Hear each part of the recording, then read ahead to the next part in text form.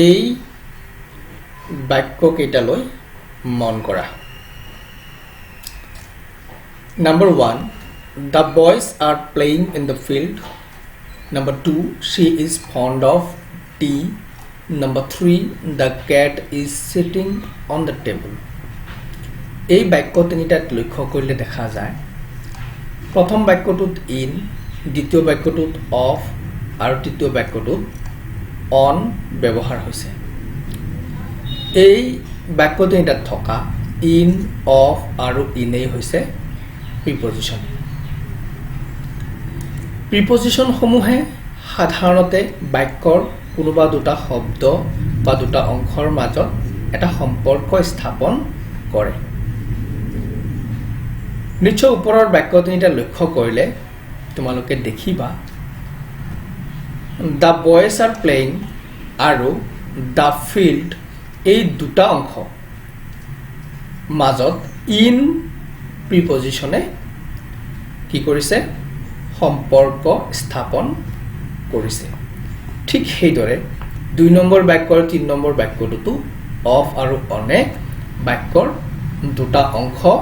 বা দুটা শব্দৰ মাজত সম্পৰ্ক স্থাপন কৰিছে এতিয়া kinds of preposition জানি লওঁ প্ৰিপজিশনৰ প্ৰকাৰসমূহ জানি লওঁ যে প্ৰিপজিশন তিনি প্ৰকাৰৰ সিম্পল প্ৰিপজিশন কম্পাউণ্ড প্ৰিপজিশন আৰু কমপ্লেক্স প্ৰিপজিশন ইয়াৰে কম্পাউণ্ড প্ৰিপজিশনছ আৰু কমপ্লেক্স প্ৰিপজিশনসমূহ এনেকুৱা ধৰণৰ about above below across along এইবিলাক হৈছে কম্পাউণ্ড আৰু কমপ্লেক্স হৈছে according to, in place of, in accordance with, in case of, in spite of, because of, in order to, instead of, in lieu of এইবিলাকক phrasal preposition বুলিও কোৱা হয় এই phrasal preposition সমূহ জটিল যোনটো phrase এই phrase বিলাক মুখস্থ কৰি দিয়াই বেটাৰ মই ছাত্ৰ ছাত্ৰীসকলক অনুৰোধ কৰিম যে তোমালোকে এই কমপ্লেক্স প্ৰিপজিশন সমূহ মুখস্থ কৰি দিয়া আৰু সিম্পল প্ৰিপজিশন সমূহ খুব ভালকৈ আয়ত্ত কৰি লোৱা তেতিয়া হলে প্ৰিপজিশনত আৰু ভুল হোৱাৰ চান্স কম থাকিব এটা সিম্পল প্ৰিপজিশন কোনবিলাক at, by, for, from, in, of মানে o double f on, out, through, till, to, up, with এইবিলাক হৈছে simple prepositions আজিৰ এই ভিডিঅ'টোত এই simple prepositions সমূহৰ ব্যৱহাৰ তন্নতন্নকৈ আলোচনা কৰিম আৰু prepositionৰ থকা কনফিউজন আঁতৰোৱাৰ বাবে ভিডিঅ'টো সম্পূৰ্ণকৈ চাব লাগিব এইবাৰ আলোচনা কৰো আহা ইউজ অফ at, on আৰু in simple prepositions at, on আৰু in এই প্ৰিপজিশনছ তিনিটা অতি গুৰুত্বপূৰ্ণ প্ৰায় এই প্ৰিপজিশন কেইটা ব্যৱহাৰ হোৱা দেখা যায় লগতে পৰীক্ষাটো এই প্ৰিপজিশন কেইটা সঘনাই আহি থকা দেখা যায় গতিকে মন দি মই চাবলৈ অনুৰোধ কৰিলো যে প্ৰিপজিশনছ তিনিটা at, on আৰু in সময় দিন আদিৰ আগত ব্যৱহাৰ হয় কেনেকুৱা ধৰণৰ যে নিৰ্দিষ্ট সময় হলে নিৰ্দিষ্ট সময় বুজালে তেতিয়া at ব্যৱহাৰ হয় যেনেকৈ at 10 am at noon at night at midday at midnight at daytime at Christmas day at Easter day এইখিনিতে এটা কথা কৈ থৈ দিওঁ যে at Christmas day বা at Easter day বুলি ক'লে কেৱল এটা দিনৰ কথা কোৱা হোৱা নাই ইয়াত খ্ৰীষ্টমাছৰ দিনকেইটাৰ কথা কোৱা হৈছে আৰু ইষ্টাৰৰ দিনকেইটাৰ কথা কোৱা হৈছে ঠিক সেইদৰে নিৰ্দিষ্ট দিনৰ ক্ষেত্ৰত অন ব্যৱহাৰ হয় আমি কি কৰিলোঁ যে নিৰ্দিষ্ট সময় হ'লে প্ৰথমতে এট তাৰপিছত নিৰ্দিষ্ট দিনৰ ক্ষেত্ৰত অন ব্যৱহাৰ হয় যেনেকৈ on Sunday on Monday on good Friday on that day on 3rd April এনেকুৱা ধৰণৰ অৰ্থাৎ সকলো দিন বা বাৰৰ আগত কি হয় অন ব্যৱহাৰ হয়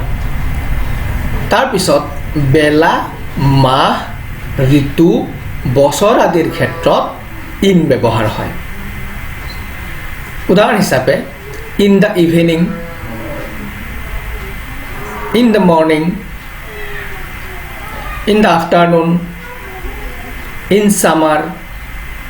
in 1947 in January in February ইত্যাদি নিশ্চয় গম পালা যে বেলা মাহ বা ঋতু বছৰ আদিৰ আগত কি হয় ইন ব্যৱহাৰ হয় এতিয়া এটা কনফিউজিং বিষয় আলোচনা কৰোঁ বিষয়টো হৈছে যে বিশেষ এটা তাৰিখ বা দিনৰ মৰ্নিং ইভিনিং আফটাৰনুন বুজালে কিন্তু ইন নহয় অন হ'ব আমি আগতে কি কৰিলোঁ যে দিনৰ আগত অন বহে তাৰপিছত তাৰিখৰ আগত কি বহে অন বহে কিন্তু ইয়াত ক'বলৈ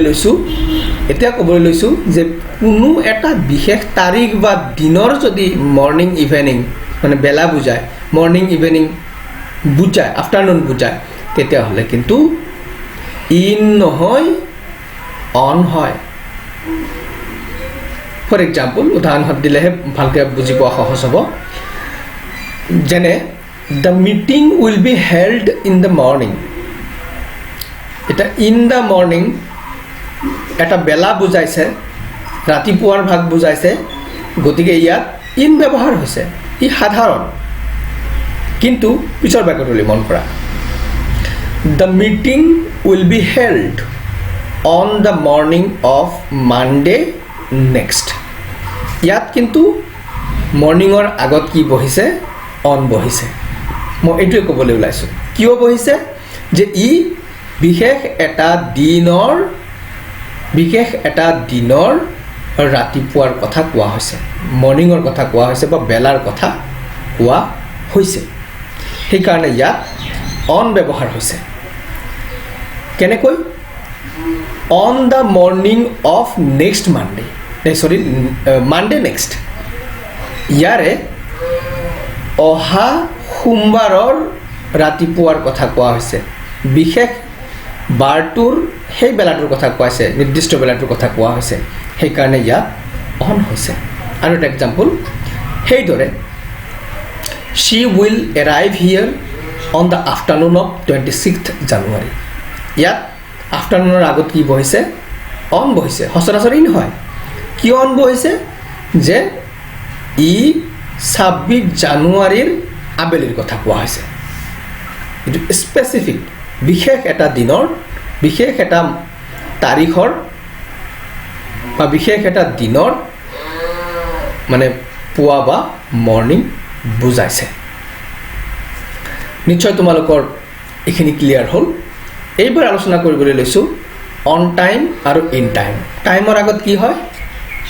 ইন এট অন গোটেইকেইটাই বহে এতিয়া আমি কেতিয়াবা টাইম শব্দটোৰ আগত অন বহোৱা দেখা পাওঁ আৰু কেতিয়াবা ইন বহোৱা দেখা পাওঁ এতিয়া কেতিয়া ইন হয় আৰু কেতিয়া অন হয় প্ৰথমতে পাৰ্থক্যটো আমি জানি লওঁ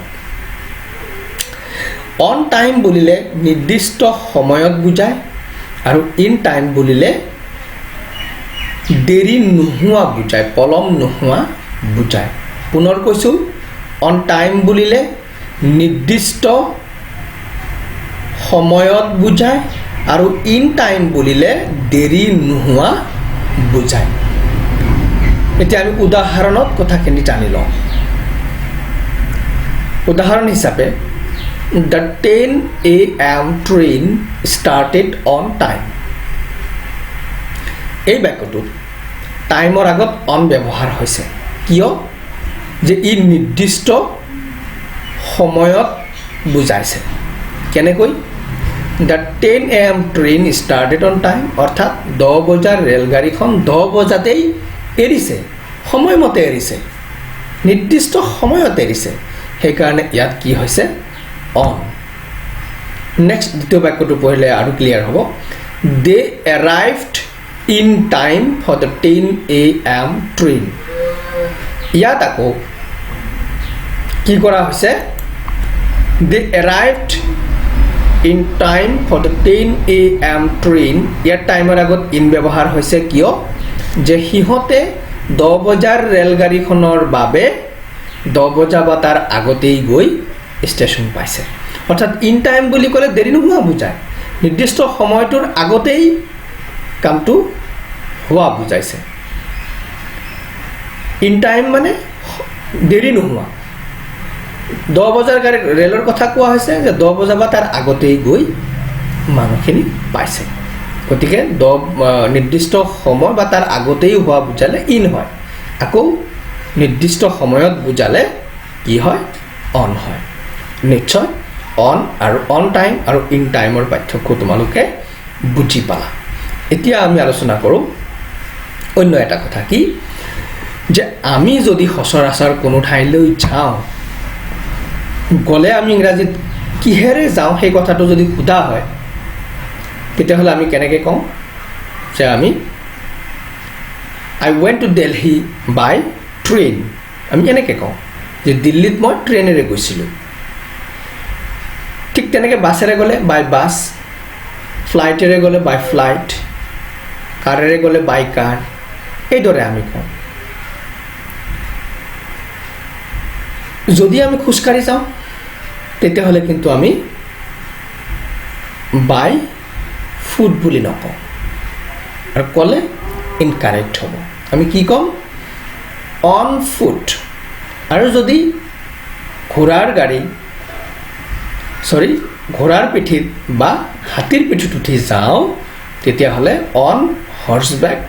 নাইবা অন এলিফেণ্টছ বেক বুলি ক'ম। নেক্সট আগবাঢ়িছোঁ যে জিলা, দেশ, প্ৰদেশ, ডাঙৰ ডাঙৰ ঠাই আদিৰ নামৰ ক্ষেত্ৰত কি হয় ইন ব্যৱহাৰ হয়। আকৌ সৰু সৰু ঠাই বা নিৰ্দিষ্ট স্থান যেনে হোটেল, ষ্টেচন, ঘৰ, দলং, দোকান, এইবিলাক বুজালে কি হয় এট ব্যৱহাৰ হয়। এইখিনিৰ আগত কি হয় এট ব্যৱহাৰ হয়। উদাহৰণৰ সৈতে আমি বুজি লওঁ, উদাহৰণ নহ'লে কথাটো ক্লিয়াৰ নহ'ব। যেনে she lives in America, we live in Assam। ইয়াত আমেৰিকা আৰু আছামৰ আগত ইন ব্যৱহাৰ হৈছে, কিয় দেশৰ নাম আৰু ৰাজ্যৰ নাম। ঠিক সেইদৰে জিলা হ'লেও ইন ব্যৱহাৰ হ'ব। যেনেকৈ I live in Darrang district, Darrang জিলাৰ নাম, ইয়াৰ আগত ইন হৈছে। কিন্তু ঘৰত হ'লে এট হোম, ৰেলৱে ষ্টেচনত হ'লে at railway station, at post office, at hotel, at grocery shop, এনেকুৱা। এইখিনিতে এটা কথা কৈ থৈ দিওঁ হোম সম্বন্ধীয়। আমি সচৰাচৰ কি কওঁ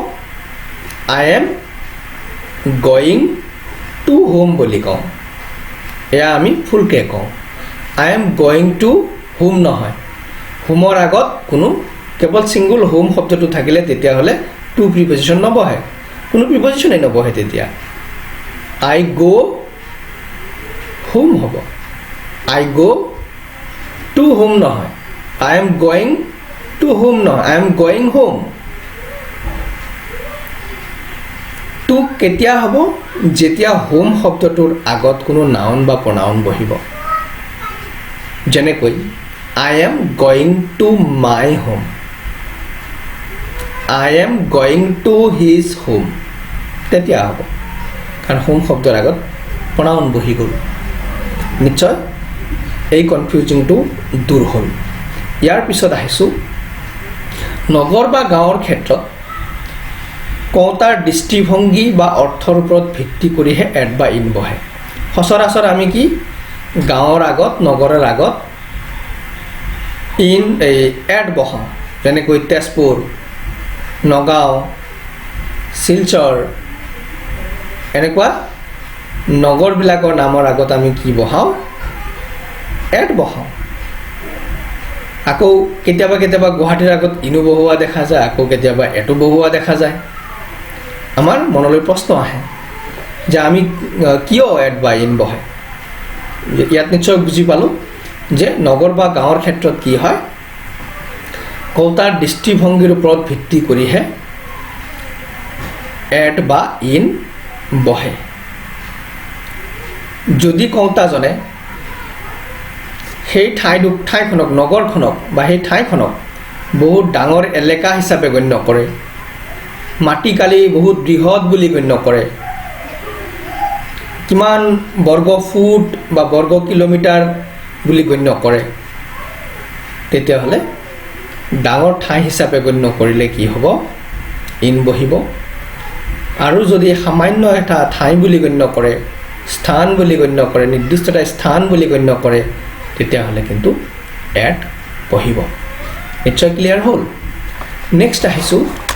ভিতৰত বুজালে ইন আৰু ওপৰত লাগি থকা অৰ্থত অন বহে যে কোনো বস্তু যদি কোনো সমতল পৃষ্ঠত লাগি থাকে তেতিয়াহ'লে তেনে ক্ষেত্ৰত অন ব্যৱহাৰ হয় উদাহৰণ হিচাপে the book is on the table যে কিতাপখন টেবুলৰ ওপৰত আছে ইয়াত কিতাপখন যিহেতু টেবুলৰ লগত লাগি থাকে সেইকাৰণে ইয়াত অন হ'ল ঠিক সেইদৰে the clock is on the wall দেৱাল ঘড়ীখন দেৱালৰ ওপৰত ইয়াতো অন হৈছে কিয় দেৱাল ঘড়ীখন ৱালৰ লগত লাগি আছে ইয়াত কিন্তু আমি কেতিয়াবা ভুল কৰা দেখা পাওঁ কোনোবাই যে ঘড়ীখন ওপৰত ওলমি থাকে গতিকে অভাৰ লিখি দিওঁ আচলতে সেইটো নহয় চেন্সটো আমাৰ এনেকুৱা হ'ব লাগে যে দেৱালৰ লগত ঘড়ীখন লাগি আছে গতিকে ইয়াৰ ওপৰত কি হ'ব ইয়াত কি প্ৰিপজিশ্যন হ'ব অন হ'ব the clock is on the wall over the wall নহয় দে আৰ ৱেইটিং ইন এ হাউচ এই বাক্যটোত ইন এ হাউচটোৱে ইনটোৱে কি বুজাইছে ভিতৰত বুজাইছে যে মানুহবোৰে বা সিহঁতে ঘৰৰ ভিতৰত অপেক্ষা কৰি আছে বা ৰৈ আছে নিশ্চয় তোমালোকে ইন এট আৰু অনৰ ব্যৱহাৰ গম পালা আজিলৈকে ভিডিঅ'টো মই দীঘল কৰিব খোজা নাই আজিলৈকে ইমানেই বাকী প্ৰিপজিশ্যনসমূহৰ কাৰণে মই ইয়াৰে পাৰ্ট 2 ভিডিঅ'টো প্ৰস্তুত কৰি উলিয়াই আছোঁ কালি বা পৰহিৰ ভিতৰত আকৌ পাৰ্ট 2 ভিডিঅ'টো আপলোড হ'ব যিসকলে পাৰ্ট 1 ভিডিঅ'টো চালে তেওঁলোকক মই অনুৰোধ কৰিম পাৰ্ট 2 ভিডিঅ'টো চাবলৈ তেতিয়াহে প্ৰিপজিশ্যন সম্বন্ধে ক্লিয়াৰ হ'ব পাৰিব লগতে এট ইন আৰু অনৰ ব্যৱহাৰৰ ক্ষেত্ৰত যদি কিবা কনফিউজন আছে মোক কমেণ্ট ছেকশ্যনত জনাব পাৰে মই তাক সমাধান কৰি দিয়াৰ ক্ষেত্ৰত চেষ্টা কৰিম আৰু ভিডিঅ'টো সকলোলৈ শ্বেয়াৰ কৰিবলৈ অনুৰোধ কৰিলোঁ আৰু সম্পূৰ্ণকৈ চোৱাৰ কাৰণে ধন্যবাদ জনাই আজিলৈ বিদায় লৈছোঁ জয় আই অসম